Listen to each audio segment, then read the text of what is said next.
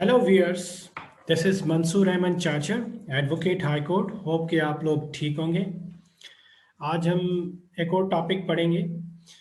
Topic शुरू करने से पहले अगर आपने मेरा अभी तक यूट्यूब चैनल सब्सक्राइब नहीं किया मंसूर अहमद चाचा, तो इसको सब्सक्राइब करें और बेल आइकन को प्रेस करें। So let's move to the topic without wasting any time.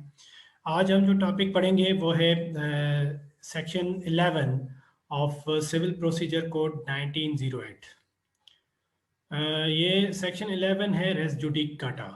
Race judicata के बारे में मैं आपको थोड़ा सा इंट्रोडक्शन दे दूं कि ये सेक्शन जो है वो एक बार देता है कि कोई भी इशू हो, कोई भी बिटवीन द सेम पार्टीज हो, इशू हो, सब्सिक्वेंटली हो या डायरेक्ट हो या बिलावास्ता या बिलवास्ता हो, कोई भी इशू, कोई भी कोर्ट जो कॉम्पिटेंट कोर्ट है वो ऑलरेडी डिसाइड कर चुकी है between the same person, same parties हों, ठीक है, और सेम काज ऑफ एक्शन हो, वो सूट जो है वो उसको बार होगा।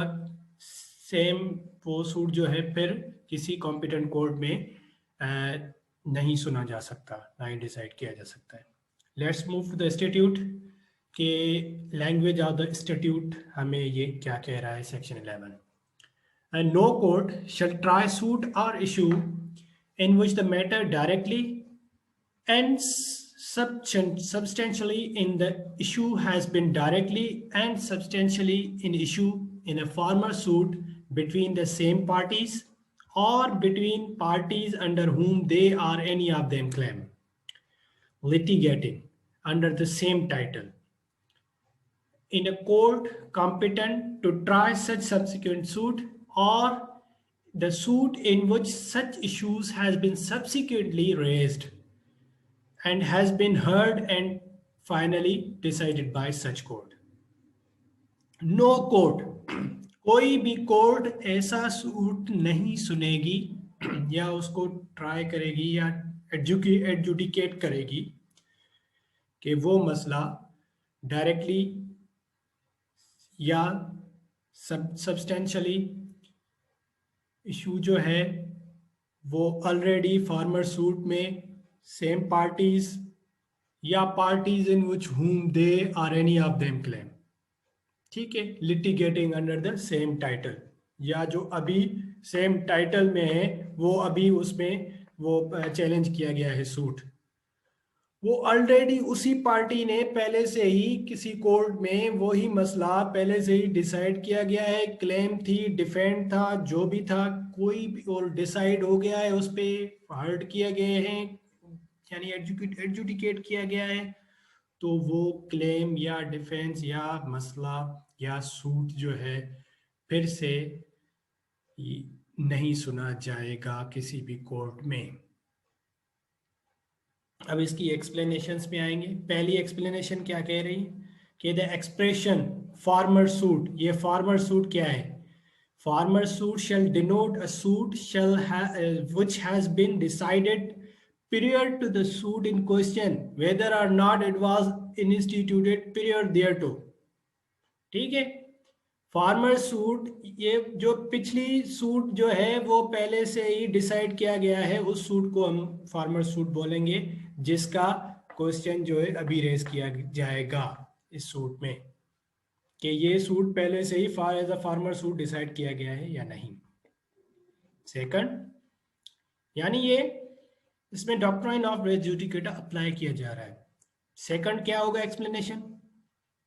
For the purposes of this section, the competence of such court shall be determined irrespective of any provision as to a right of appeal from such decision। यानी ऐसी competent court थी जिसने ऐसा ही मसला सुना था और डिसाइड किया था, ठीक है, जिसके फैसले के खिलाफ अपील की जाती है, राइट होता है, क्या वो कॉम्पिटेंट कोर्ट थी या नहीं थी, या जो अब कोर्ट है वो कॉम्पिटेंट है या नहीं है, ठीक है, इसको कॉम्पिटेंट कोर्ट कहा जाता है, यानी उसको जुरिसडिक्शन का पावर है टू हर्ड और जुडिकेट और डिसाइड ऑन सच मैटर। अब थर्ड डॉक्ट्राइन क्या अप्लाई होगी एक्सप्लेनेशन? वो ये होगी, the matter above referred to must in farmer suit have been alleged by one party and either denied or admitted expressly or implicitly by the other.